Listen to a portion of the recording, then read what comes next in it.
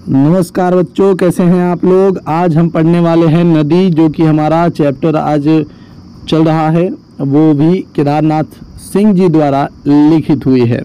तो सबसे पहले बात कर लेते हैं दोस्तों इसके संदर्भ के बारे में। तो सभी बच्चों का पहला ही कमेंट होता है कि सर संदर्भ बताइए, संदर्भ बताइए।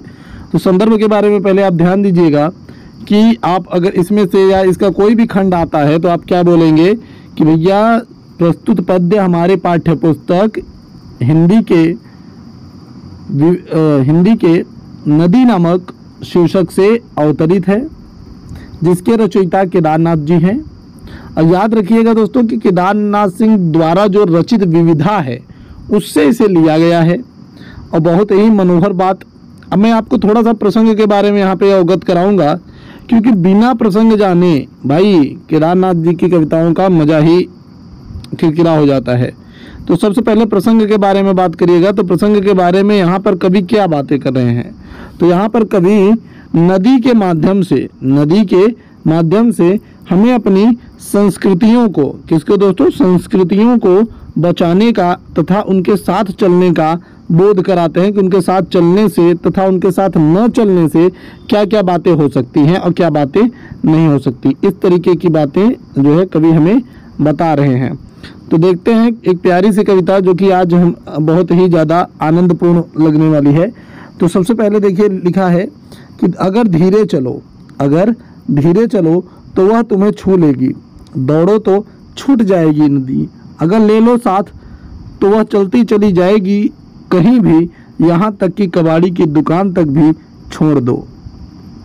तो सबसे पहले बात यदि हम करें दोस्तों कि आखिर यहाँ पे कवि कहना क्या चाहते हैं, तो देखिए यहाँ पर कवि नदी को, हमें नदी के बारे में जो भी वो कह रहे हैं, जो भी उनके उद्देश्य हैं नदी के बारे में, वो नदी के स्थान पे यदि आप संस्कृति का नामक वर्ड यूज़ करेंगे, तो आपको ये सारी कविता आराम से समझ में आएगी। तो देखिए कवि नदी एवं सभ्यता एवं संस्कृति के प्रतिरूप को प्रकट करते हुए सारी बातों को बताते हैं कि यदि मनुष्य यदि मनुष्य धीरे चले यानी मनुष्य अपनी गति, अपने जीवन की गतिशीलता, अपनी आधुनिकता की गति को बहुत धीमे कर लेगा तो भी जो उसकी संस्कृतियां हैं वो उस तक पहुंच जाती हैं। लेकिन अगर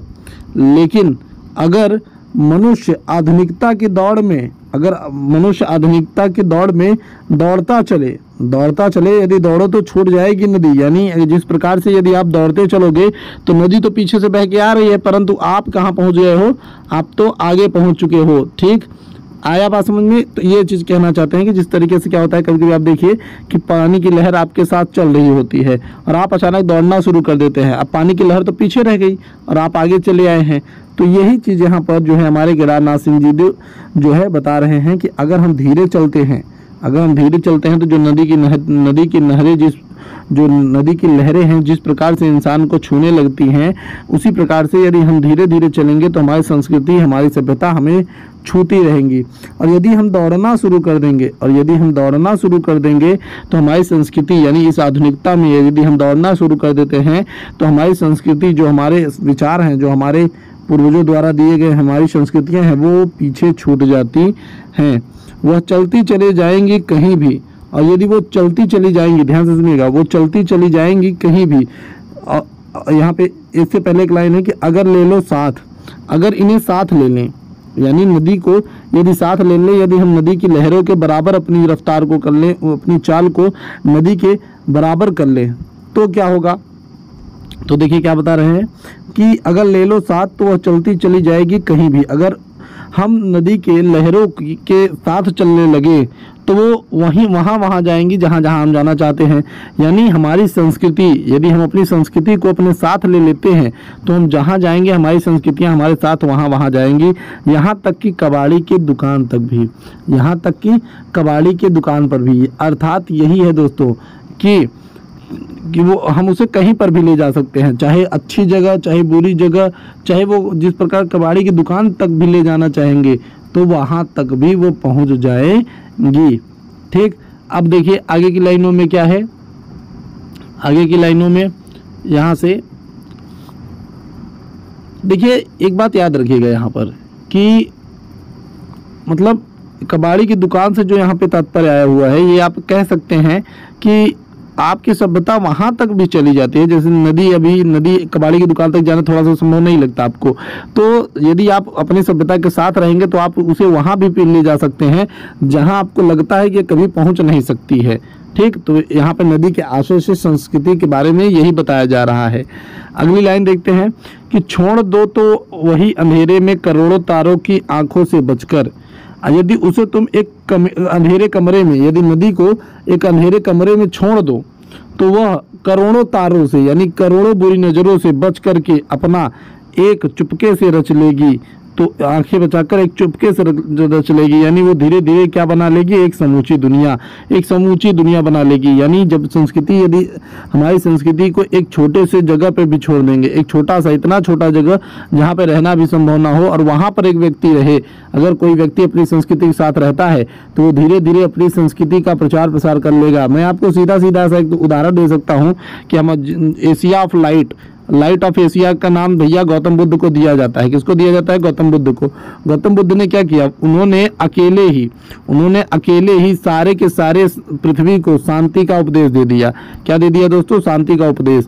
तो एक अकेला व्यक्ति ने क्या किया? पूरी संस्कृति को क्रिएट कर दिया। याद रखिएगा, ठीक। तो वही कह रहा है कि बस अगर एक छोटी सी लौ भी जल जाएगी, तो उससे बहुत बड़ी आग बन सकती है। ठीक, तो यहाँ पे बातें वही हो रही हैं कि छोड़ दो ये तो वही अंधेरे में करोड़ों तारों की आंख बचाकर वह चुपके से रच लेगी एक समूची दुनिया। यानी यदि हम अपनी सभ्यता को छोटे से स्थान पर भी हम कहीं पर चले जाएंगे तो हम धीरे धीरे उसको क्या कर लेंगे? डेवलप कर लेंगे। ये बातें यहाँ पर इस तरीके से आपको बताई जा रही हैं। ठीक, आगे देखते हैं। एक छोटे घोंघे में सच्चाई यह है कि तुम कहीं भी रहो। एक छोटे जो है घोंघे में, एक छोटा सा घोंघा कहीं पर भी रहता है, सच्चाई यह है। तो एक छोटा सा घोंघा कहीं पर भी रहे, परंतु सच्चाई यह है कि तुम कहीं भी रहो, तुम्हें वर्ष के लिए सबसे कठिन दिनों में भी प्यार करती है एक नदी। तो कुल मिला के बात ये हो रही है कि एक छोटे से जो है घोंघे के रूप में आप कहीं पर भी रहो, आपकी संस्कृति आपको जीवित रखती है और आप अपनी संस्कृति को एक छोटे से जगह में जीवित कर सकते हैं, और वो जो है घोंघे के बराबर ही जगह लेकर आपकी संस्कृति फूल फल सकती है। और कह रहे हैं कि तुम कहीं भी रहो, तुम्हें वर्ष के सबसे कठिन दिनों में भी प्यार करती है नदी। अब नदी का तो भाई स्वभाव ऐसा ही है, चाहे गर्मी हो, चाहे बरसात हो, चाहे जौन सा कोई भी महीना हो, तो एक सा प्यार करती है। उसी तरीके से हमारी संस्कृति भी है। हमारी जो संस्कृति है वो सभी को समान प्रेम रखती है। यदि किसी की संस्कृति में भाई दीपावली है, किसी की संस्कृति में दीपावली है, तो दिवाली आएगी तो व्यक्ति अपने ऑटोमेटिक उसके ओर जाने लगेगा। किसी के भैया में क्रिसमस है तो वो भी क्रिसमस की ओर दौड़ने लगता है। किसी के में रमजान है तो वो रमजान की तरफ दौड़ने लगता है। यानी संस्कृतियाँ क्या करती हैं? लोगों को अपनी ओर आकर्षित करती हैं। ठीक दोस्तों, उसी तरीके से कि तुम कहीं भी रहो, वो तुम्हें वर्ष के सबसे कठिन दिनों में भी प्यार करती है नदी जो इस समय नहीं है इस घर में। अब आपको तो लगता है नदी का अर्थ यहाँ पर याद रखिएगा दोस्तों किससे लिया गया है? हमारी संस्कृति से। कि यदि आपको लगता है कि भैया आपकी जो संस्कृति है इस समय आपके घर में नहीं है, पर होगी जरूर कहीं न कहीं, परंतु वो सच में आपके पास ही है, किसी चटाई या फूलदान के नीचे। अब यहाँ पर आपके घर के सामानों को जो है इशारा बना के आपको बताया जा रहा है कि आपके घर में किसी न किसी कोने आपकी संस्कृति जरूर पड़ी होगी। कभी आप उसे ध्यान देकर सुनने का प्रयास करिएगा। चुपचाप बहती हुई कभी सुनना, और वो चुपचाप आपके जो है घर में आपकी संस्कृति पड़ी हुई है। यदि आप उसे एहसास करना चाहेंगे तो आप कभी भी एहसास कर सकते हैं। जब सारा शहर सो जाए तो किवाड़ों पर कान लगा, और जब सारा शहर सो जाएगा तो नदी की आवाज़ यानी संस्कृति की आवाज़ सुनने के लिए आप अपने किवाड़ों पर कान लगा लीजिएगा।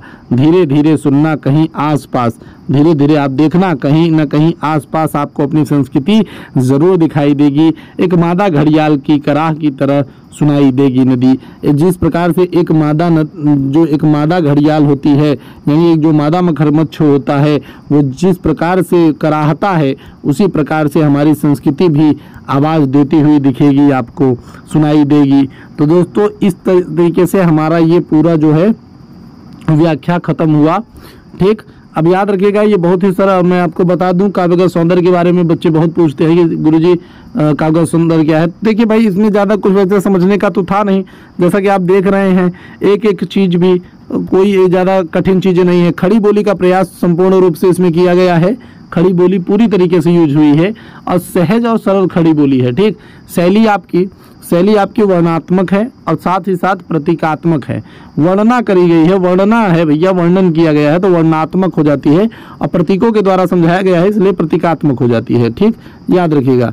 इसके साथ ही साथ अब आप कहीं पर देखेंगे तो कहीं पे अतुकांत और वमुक्त भी आपको दिख रहा है, यानी लास्ट के अक्षर क्या हो रहे हैं, मिल नहीं रहे, तो अतुकांत मुक्त जो है आपको छंद भी मिल जाएंगे। रस का बात कर लेते हैं दोस्तों, तो रस पूर्ण रूप से शांत है, इसमें आपका रस शांत है।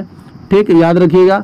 शब्द शक्ति आपकी अभिधा और लक्षणा है। ठीक, शब्द शक्ति आपकी अभिधा और लक्षणा है। ठीक दोस्तों, अब एक लास्ट बात आपसे बता दे रहा हूँ, ध्यान से सुनिएगा, ये बहुत ज़रूरी बात है दोस्तों। यदि आप प्रयागराज के हैं तो आप हमें कमेंट करके बताइए, क्योंकि हम भी देखना चाहते हैं कि हमारे प्रयागराज से कितने दोस्त हमारे साथ जुड़े हुए हैं। ठीक, यदि आप यूपी से हैं तो यूपी से अपने जिले का नाम ज़रूर लिखिए, जिससे हम जान सके कि हाँ आप कहाँ से जुड़े हुए हैं। धन्यवाद, मिलते हैं आपसे हम अगली वीडियो में, तब तक के लिए जय हिंद, जय भारत।